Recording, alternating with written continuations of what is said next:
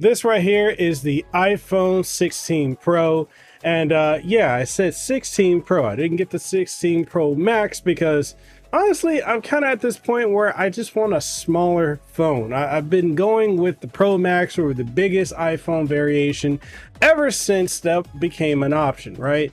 I want to say it was the iPhone 6 that gave us that bigger phone option. That's what I ended up getting, the bigger one. And ever since then, the rest is history. I've been getting the bigger iPhones every generation, except for the last couple generations. I want to say I tapped out with the iPhone 12 Pro Max, and I had that from the day it came out up until I got this right here. And I will say this.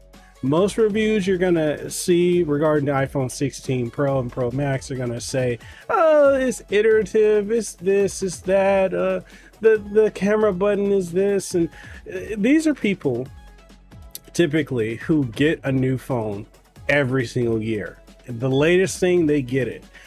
I'm not trying to speak to those people, the people who do that. I'm speaking to the average consumer who pretty much picks up a phone once every so often.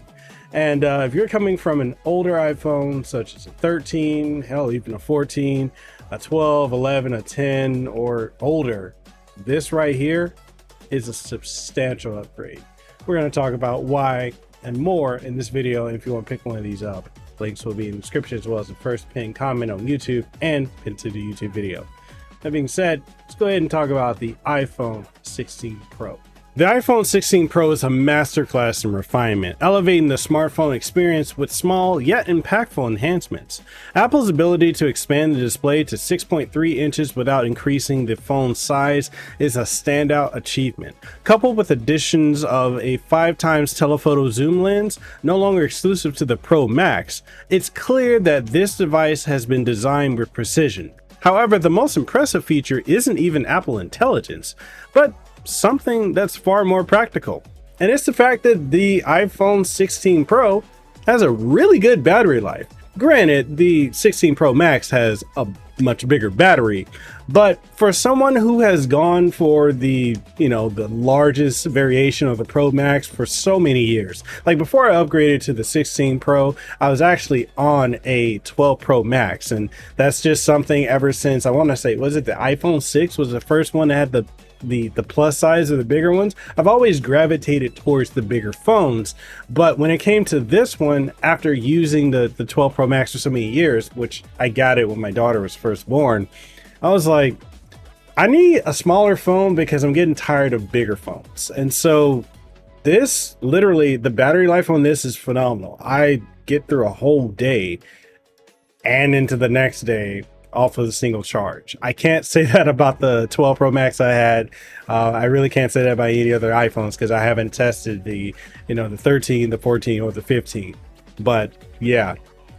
Also, if you're upgrading from like an older phone like me, like a 12 Pro Max, 11 Pro Max, or a 10X or a 10S, it's a major jump in quality and just a hell of an upgrade. So yeah, back to the review. Going back to the battery life, the iPhone 16 Pro's battery life is transformative. And one of the other things I really hated was just constantly trying to find a lightning cable. Everything in my setup right now is USB-C. And I know that as of last year, iPhones finally went to iPhone C, but the fact that I don't have to scramble looking for a lightning cable and I can just use anything from my, any of my USB-C cables or just plug it on my wireless charger that I have here. It's amazing. It's just right there. And I'm like, you can't beat that. Thank you. And also, like I said, better battery life overall. Like that's something with my 12 Pro Max, I'm charging it 2-3 times a day. This one, every other day or day and a half. So that's major. Now, if I had the Pro Max, I probably wouldn't have to charge it that frequently, but I want a smaller phone. And even as Apple Intelligence raises questions about long-term power consumption, the 16 Pro comfortably lasts into the evening, if not the day and a half after, offering peace of mind. Both the 16 Pro and 16 Pro Max surpassed their predecessors in battery performance. And while Apple hasn't disclosed exact battery sizes, my experience is that these phones are among the longest lasting on the market. And it didn't matter if I was streaming content, going through social media platforms, playing video games, taking all kinds of long video footage to, do these videos that I do here on YouTube. It didn't really matter because, with the new MagSafe 25-watt wireless charger, I could literally just plop it on there. In literally 30 minutes, I have a half charge already, or 50% on my phone. That is substantial. Like, man, crazy. All right, back to the review. All right, so let's talk about some of the features that shine on this. And look, we gotta just talk about it. The iPhone 16 Pro is packed with updates that improve both form and function. It's got a dimmable display with the screen brightness now able to drop to as low as 1 nit compared to the iPhone 15 Pro's 2 nits. And this subtle improvement makes a big difference in low light settings, such as late night reading or dark environments. It also has enhanced speakers, so the audio quality is richer and louder and more dynamic than ever. Whether you're watching videos or listening to music, the speakers deliver exceptional performance with noticeable bass improvements. And it's a bigger screen. It's the same size, which is absolutely crazy. Like, how do you get a bigger screen out of the same size? Well, you slim them bezels on down, and that's exactly what they did. With this has a larger 6.3-inch display, and if you have the Pro Max, that's 6.9 inches, and the phones remain compact and easy to handle, especially the Pro. I think is pretty neat having this phone be as powerful as it is, having as big of a screen as it is, and it's pocketable. Whereas the Pro Max, to me, when I was trying it out, I'm like, man, I'm about to get hand cramps. I'm getting older, man. I want a smaller phone that I can just do everything with, just holding it like that instead of like T-Rexing the thing. You know what I mean? But look, either way you go, Pro Max, phenomenal phone. Either way you go. Okay, so we got to talk about Apple Intelligence for a bit. Let me go ahead and show you me using it, and then I'll dive more into it, because if we're comparing Apple Intelligence to Gemini Live, it ain't even equal yet. This is more of a promise to come than what it completely is. Now, granted, it's cool they can do summarization of text messages and emails and all that other stuff, but it's not completely where it needs to be. But let me go ahead and show you real world usage of it, and then we'll get into it. Okay, the Apple Intelligence is here on the newer iPhones. So basically there's a couple ways you can do it. You either just tap down here and ask Siri something, or you can say, hey Siri,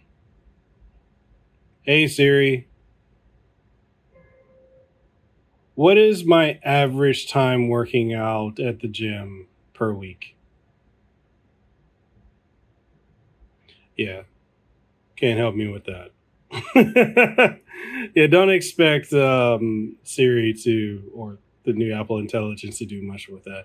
Anyways, hey Siri, what is the distance between where I live now and the nearest Target?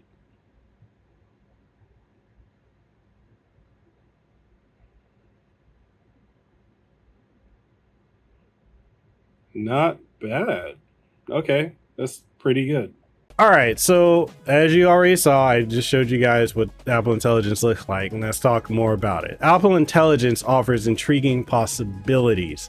The key word is possibilities. All right, I'm leveling with you. Okay, keep up. Let's keep going. The summarize tool, for example, condenses text, threads, emails, notifications, and even online articles into concise summaries, which is something that I absolutely love, because if I'm chasing around my toddler or my teenagers, or if I got to be on the go, I like the fact that it summarizes what I'm looking at, and it's very efficient with that. But okay, let's keep going through with you. This feature is especially useful for cutting through clickbait and ad-heavy content. But here's the flip side. It's not yet a reason to buy the phone. Apple Intelligence, it hints at exciting potential for future updates, but it's not a reason. Like if you're looking to pick up an iPhone 16 Pro or iPhone 16, the 16 generation in general, don't buy it for the sake of Apple Intelligence. It is something that will come along and be more developed down the road. It's just not completely there yet, if that makes sense. Great idea for functionality of what it has right now is great or good, not really great, but it's not 1000% what you really would expect it to be, especially after if you've ever got to try stuff like Gemini Live from Google or Android. You know, like it's miles ahead of what Apple Intelligence is. But that's not to say Apple Intelligence is not going to catch up. But if that's one of the reasons you're looking at buying this, no.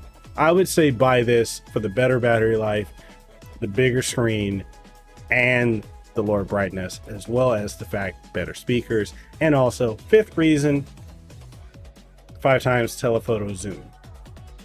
Okay, that's reason to buy it, not Apple Intelligence.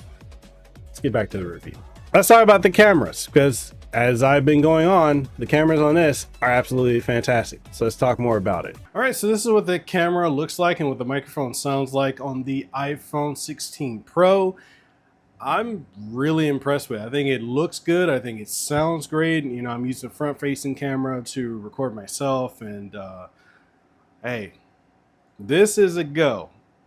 You can do 4K 60, you can do 4K 30, 4K 24, HD 60, HD 20, well, not 24, 30, and I think you can go like the 120 hertz and then all the other stuff. But yeah, for what it is, I think it's really good. And now let me show you what it looks like when I record front facing.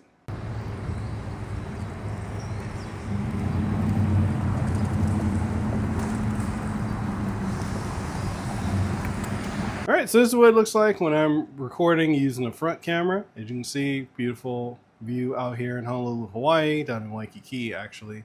And yeah, not bad at all. So the cameras on the iPhone 16 Pro and Pro Max are a mix of new and familiar. The 16 Pro features upgrades across all 3 cameras, while the Pro Max shares these enhancements but retains the telephoto lens from the 15 Pro Max. The introduction of a universal camera setup across both models is a welcome change, eliminating the need to choose between 3 times or 5 times zoom. Because if you're going to have a Pro model device, why would you want to segregate people to either picking the Pro Max, which had a better camera, or the Pro, which had a lesser camera? The fact that it's, you know, uniformity across the board means that it's a matter of, do you want a bigger screen and a bigger battery? You still get the same camera on both. That is a brilliant move. And Apple doesn't typically make moves that make the most sense, because Apple does as Apple does. But that was brilliant. So Apple, thank you for doing that. All right, so we got to talk about the camera control button that's here. I am fully aware that there are people that absolutely hate the camera control button and the functionality of it. Some people find it to be bad. I'm not one of them, but let's talk about it. The new camera control button, which allows users to quickly access settings and adjust zoom by swiping, is a novel addition. And while it's not perfect, and it truthfully is not going to appeal to everyone, for me, it works perfectly fine, because now I don't have to utilize the screen if I want to zoom. I can literally just tap if I'm holding it like an actual camera, or if I'm doing this. If I want to do the, you know, Jordan the Stallion, you know, you guys have seen his videos where he's like, you know, shooting the thing and then he zooms in, he's like, come here. Like, I can easily do that by just sliding my finger or thumb up or down the camera button, versus having to go on screen and go from there. Like, it's just something that you don't have to use it. I think it's innovative, but that's me. It works for me. It may not work for you, and that's perfectly fine, you know, but I think being upset about this, as so many reviewers have been, is just kind of been a little silly. That's just me, though. If it ain't for you, it ain't for you. Check it up and move on. All right, we got to talk about iOS 18. It's subtle, yet it is significant at the same time. Now, the iPhone 16 Pro runs on iOS 18, which brings a host of intuitive features, from emoji-based tapbacks and the redesigned password app to the wide beam flashlight. The software feels polished and user-friendly. Notably, the ability to send iMessages and SMS via satellite is honestly a game changer. That means if you need to get that message out, now don't take into account how much you might get charged for that if it's outside your carrier's plan, but the fact that you can still do that, it's absolutely a game changer, and especially for those that are living in remote areas without cellular or Wi-Fi access. Now we got to talk about the revamped Photos app. While it's initially jarring, because when I first was using this, I'm like, bro, what is going on? This is so different than what I'm so used to. But hey, I got used to it and I like it now. Maybe not as much as I used to like the other one, but it's there, it's cool, it does what it does. I'm not mad about it. Now we got to get down to the question of, should you upgrade to the iPhone 16 Pro or Pro Max, or even the regular iPhone 16? All right, let's tackle this a couple ways, starting with this one. If you're using an iPhone 12 Pro or older, the iPhone 16 Pro is a substantial upgrade that feels fresh in every way. However, those with an iPhone 13 Pro or 14 Pro or even last year's 15 Pro, they can just hold off unless there's new features that absolutely strongly appeal to them. And no, Apple Intelligence is not enough for you to do an upgrade. But the other half of should you upgrade is really going to come down to this. Do you want to? And this is me kind of peeling back the veil and talking one-to-one with you, and I'll take my glasses off for that. When it comes to tech, when you're watching tech reviews or any type of review or coverage of something, take that information in, because not everything that's said in the video is going to resonate with you. Now, if it's something that, that appeals to you, cool. Then go for it. If you just have the money to blow and you want the newest and latest tech, go for it. There's nothing wrong with that. If you're saving money and it's like, hey, I could, but it might put me at risk, then don't do it. You got to do what's best for you. So should you upgrade? That's for you to decide. It's not for me to decide. And hopefully the information you get from my video here, or you get from somebody else's coverage, can help you make an informed decision. Because at the end of the day, you need to make an informed decision after you've gathered all the information that you can, and go from there. It's not my decision to tell you whether or not to upgrade, but hey, I upgraded. I enjoyed it, but that's me. Your case might be different. And my closing thoughts on this iPhone is that it isn't just a phone. It's a thoughtfully designed companion that excels in battery life, performance, and usability. While Apple Intelligence and a few other features remain to be work in progress, the device's strengths far outweigh its shortcomings. Whether you're upgrading for the battery, display, or cameras, the iPhone 16 Pro delivers an experience that feels both innovative and familiar. And that's it. That's the review for this right here, the iPhone 16 Pro. Again, thank you guys for checking out this video. And if you want to pick this up, I will leave links in the description, as well as the first pinned comment here on YouTube. And also, it will be pinned to the YouTube video, since that's one of the new functionalities that's available to it. So all that being said, hope to see you guys in the next one. Stay safe, be blessed, have aloha, and I'll see you around. Peace out, and we hope.